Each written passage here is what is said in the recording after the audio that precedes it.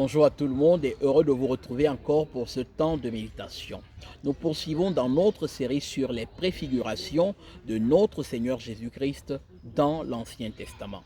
Aujourd'hui, nous verrons en quoi l'arche préparée par Noé à l'occasion du déluge universel était une image de l'œuvre de rédemption, de l'œuvre du salut que notre Seigneur Jésus-Christ aurait dans la suite des temps accompli en faveur des hommes. Nous lirons à partir de Genèse chapitre 6 où le récit nous est donné dans les Écritures.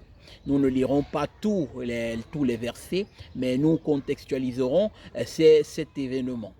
Lisons à partir du verset 5 et 7, donc jusqu'à 7. Genèse 6, versets 5 à 7. Il est écrit: L'Éternel vit que la méchanceté des hommes était grande sur la terre, et que toutes les pensées de leur cœur se portaient chaque jour uniquement vers le mal. L'Éternel se repentit d'avoir fait l'homme sur la terre, et il fut affligé en son cœur. Et l'Éternel dit: J'exterminerai de la face de la terre l'homme que j'ai créé, depuis l'homme jusqu'au bétail, aux reptiles et aux oiseaux du ciel, car je me repens de les avoir faits. Ça, c'est la déclaration solennelle de Dieu, l'indignation que Dieu exprime en voyant le comportement des hommes qu'il avait créés. Donc, Dieu témoigne contre les hommes que les pensées de leur cœur se portaient chaque jour uniquement vers le mal. Et donc, il décide de détruire l'humanité entière, de détruire toute la création qu'il avait faite. Et poursuivons la lecture. Au verset 8, il nous est dit: Mais Noé trouva grâce aux yeux de l'Éternel. Voici la postérité de Noé. Noé était un homme juste et intègre dans son temps. Noé marchait avec Dieu. Il est intéressant que ce témoignage sur Noé provient de Dieu lui-même. Il ne provient pas de Noé lui-même. Noé ne se déclare pas juste par rapport à tous les autres hommes. Mais Dieu, dans sa sagesse, Dieu, celui qui connaît les cœurs des uns et des autres, celui à qui rien n'est caché, témoigne en faveur de Noé. Et donc, il décide de l'épargner. Et c'est encore là un acte de grâce. Noé était également un pécheur. Noé n'était pas parfait. Mais Dieu décide de l'épargner. Dieu le juge, Dieu le déclare juste selon sa grâce, selon sa miséricorde. Et c'est encore là important, c'est encore là quelque chose d'important de comprendre, que le salut est une œuvre de la grâce de Dieu. Elle ne dépend pas de nos œuvres.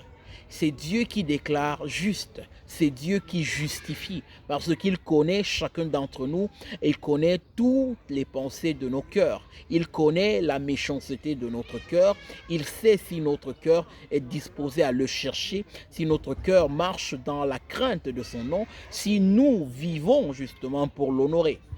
Et poursuivons notre lecture et nous nous rendrons compte également de ce que le Seigneur commande à Noé. Au verset 14, le Seigneur commande à Noé ceci. Il dit: Fais-toi une arche de bois de gopher.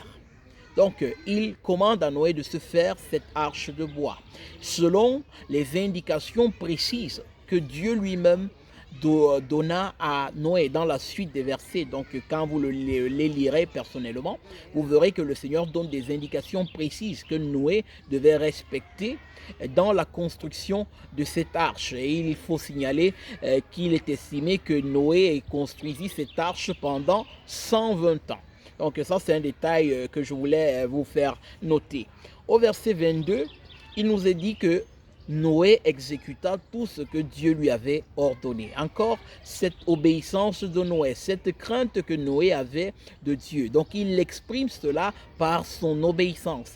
Dieu commande et il obéit. Voilà le cœur de quelqu'un qui est juste aux yeux de Dieu. Quelqu'un qui obéit à ce que Dieu lui commande.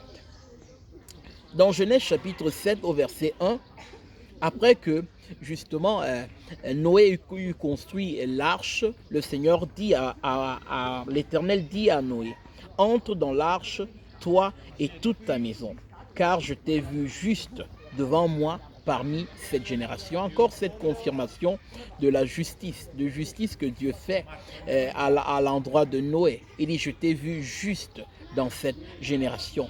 Et il décida de sauver dans ce contexte-là du déluge, de la colère de Dieu qui se serait abattue sur l'humanité entière.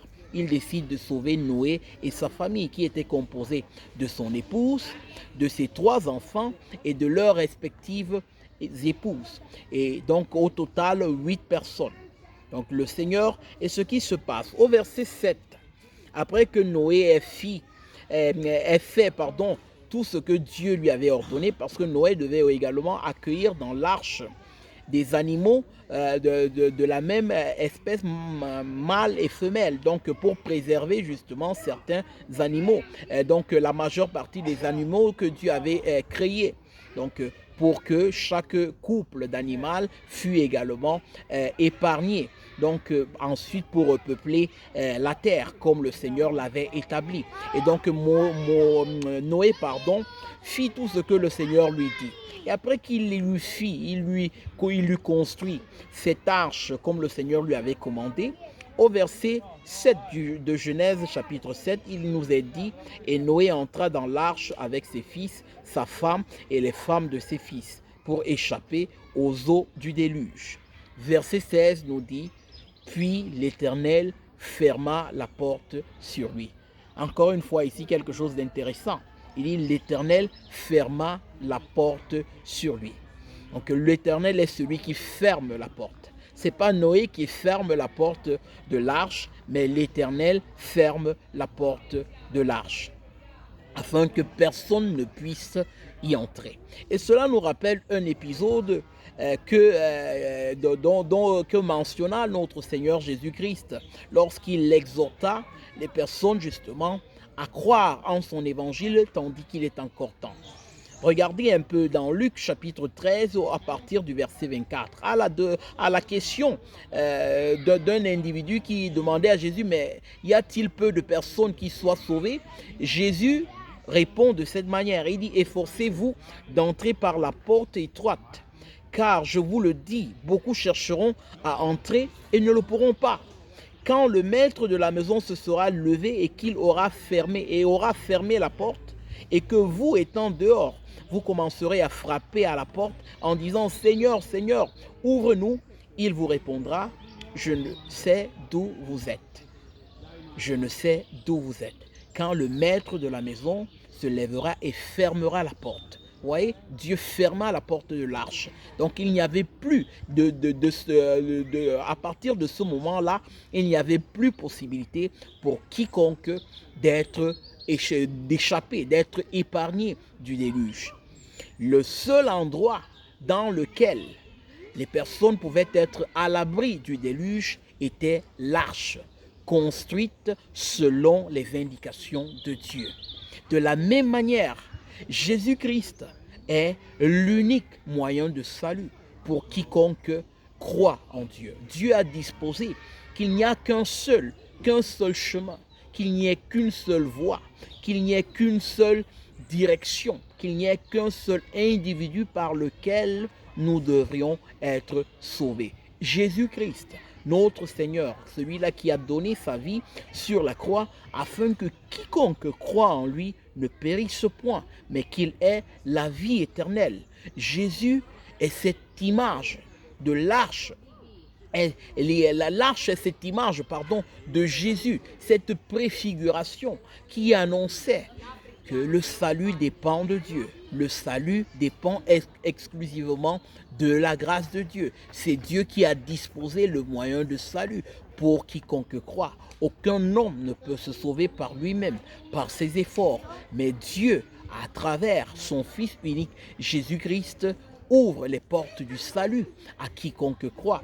Voilà pourquoi justement le Seigneur Jésus-Christ également dans Jean chapitre 10, il dit, je suis la porte, quiconque entre par moi sera sauvé. Et encore une fois, aujourd'hui c'est le message que le Seigneur t'adresse ce matin. As-tu confié en Jésus-Christ pour être sauvé? Il est l'unique chemin, il est l'unique porte, il est cette arche, ce refuge dans lequel tu peux t'abriter pour fuir la colère éternelle de Dieu qui bientôt s'abattra sur tout l'univers, sur toute l'humanité, à cause des péchés des hommes. Jésus-Christ. Réfugie-toi en Jésus-Christ et trouve le pardon de tes péchés et reçois le pardon de tes péchés. Reçois la nouvelle vie qu'il est venu donner à tous ceux qui croient en son nom, à tous ceux qui espèrent en Dieu seul pour être sauvés. Et tu seras déclaré juste aux yeux de Dieu. Non parce que tu es parfait, mais parce que le sacrifice de Jésus-Christ, lui, il s'est donné, lui le juste pour les injustes que nous sommes. Il a pris sur lui toute notre condamnation afin de nous donner sa justice. L'unique justice qui nous permet d'être réconciliés avec Dieu. L'unique justice qui nous donne la paix avec Dieu. Que Dieu te bénisse. Amen.